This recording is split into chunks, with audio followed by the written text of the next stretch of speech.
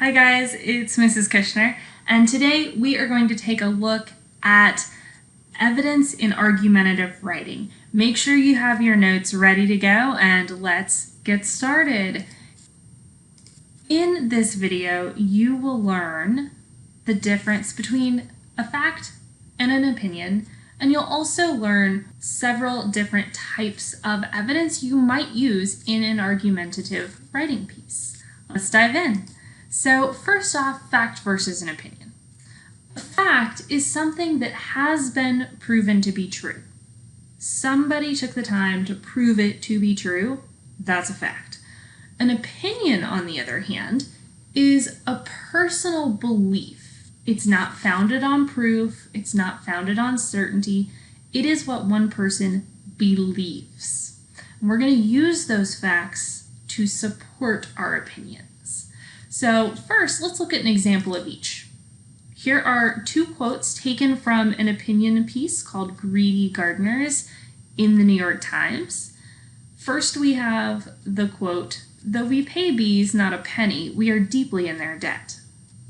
Then we have the second quote, "One study placed the monetary value of pollinating the world's main food crops at over $200 billion in 2005. Take a moment, see if you can figure out which one is the fact and which one is the opinion. All right, were you right? The first one is the opinion. It is the author's personal belief that we are deeply in the debt of bees. It is not that author's proven fact. Now, the author does choose to use this fact taken from this study that $200 billion worth is the monetary value of pollination. That's the fact the author uses to back up their opinion. So when you hear opinion, I want you to think claim. This is the claim you're making. It's your opinion. And when you hear fact, I want you to think evidence. This is something you can use to help make your opinion or your claim more valid. All right, so now let's look at 5 different types of evidence. Today we're going to take a look at facts and statistics, stories and anecdotes, examples, quotes, and what-if scenarios. These are certainly not the only types of evidence out there, but these are the ones that we are going to focus on this year in our writing.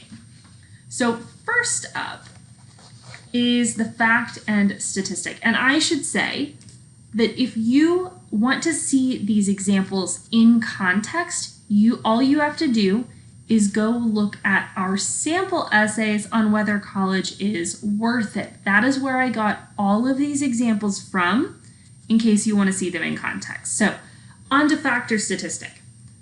A fact is, like I said, something that can be proven true. A statistic is a specific type of fact that measures or is measurable with a number. So when you see a number that has measured something, that is a statistic.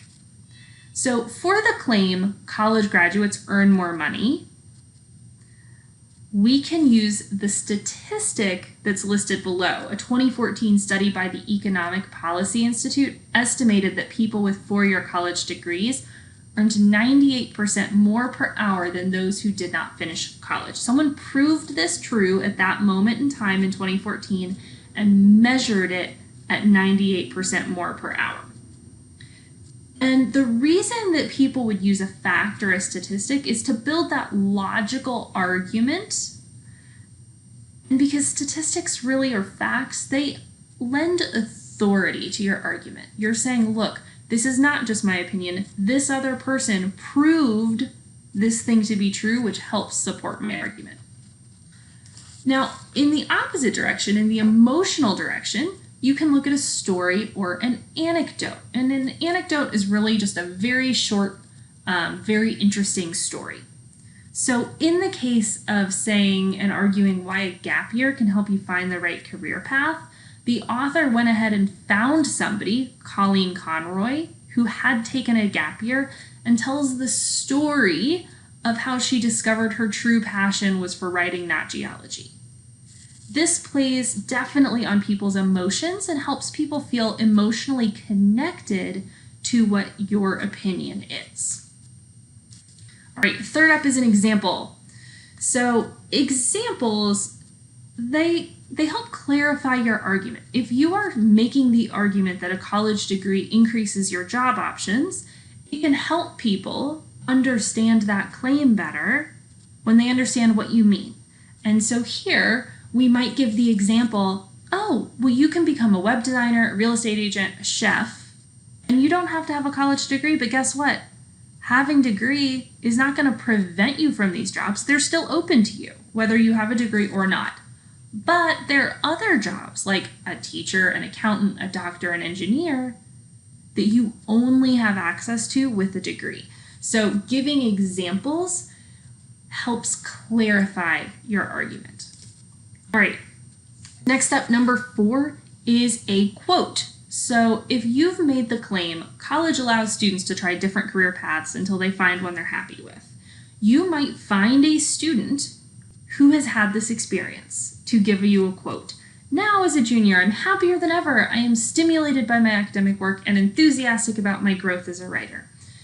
Quotes can come in 2 forms. The first would be a quote given by an expert, and the second would be a quote given by a non-expert, and they both have their individual purposes. So a quote by an expert gives you authority. It lends authority to your argument.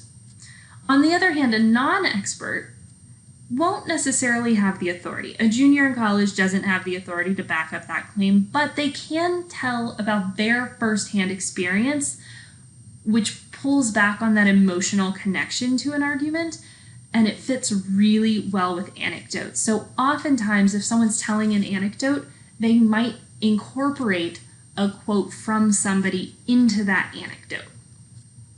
All right, and then the very last type of evidence today that we're going to look at is the what if scenario.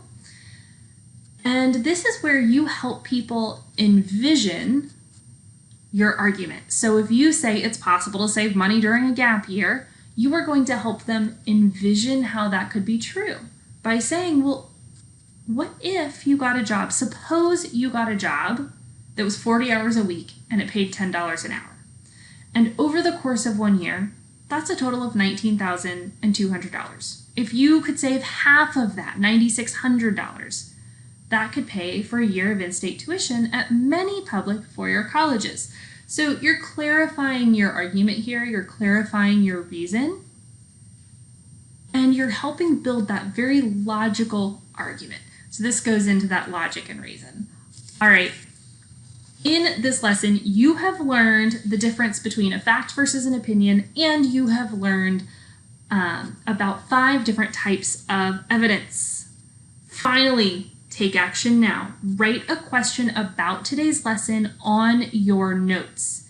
If you think, I get it all, I don't have any questions, then great. In that case, I want you to write a question that you think your classmate will have based on what they will find confusing or complicated. All right, great work today, and I will see you next time.